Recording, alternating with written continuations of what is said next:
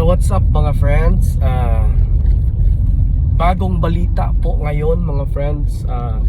Kakagising ko lang actually. Kakagising ko lang.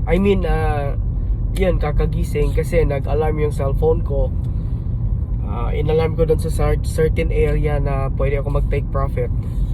Tapos nakita ko yung mga notification sa Twitter na approved daw yung Bitcoins is a spot ETF. Di dali-dali ako buti na lang mga friends, naka-trailing stop ako kasi yun talagang ginagawa ko mga friends. As long as may pump sa market, ginagawa ko is naka-trailing stop talaga ako kasi for assurance lang, di ba? Kasi hindi mo naman alam yung volatile kasi masyado.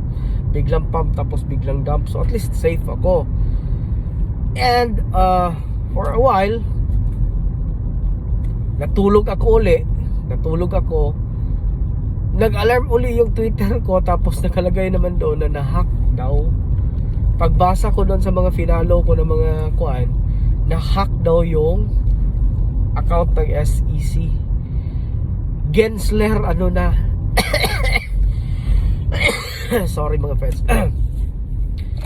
Gensler.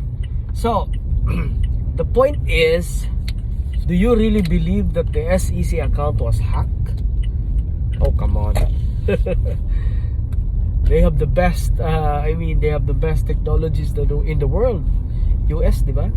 So ayun lang, dali-dali na ma-hack. Well, my point is, it was really not hacked, but instead manipulated. Tapos pinalabas na nila na hack.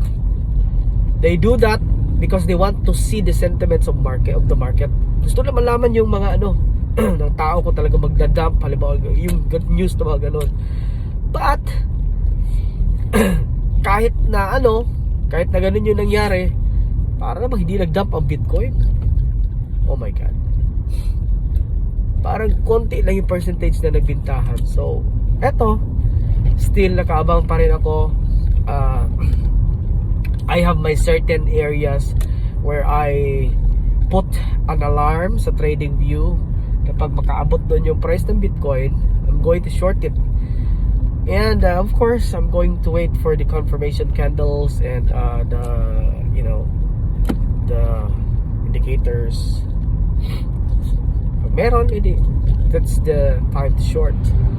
But for now, stay out muna ako sa market. As of the meantime mga friends, pupunta muna ako sa palengke, tsaka bibili ako ng pagkain. Gusto kong humigop na sabaw kasi mga friends, nagkasakit ako ubo, tapos sipon, trangkaso.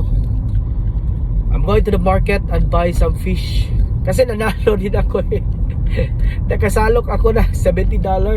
Oh, okay na yun, di ba? $70 dun sa ko trailing stop.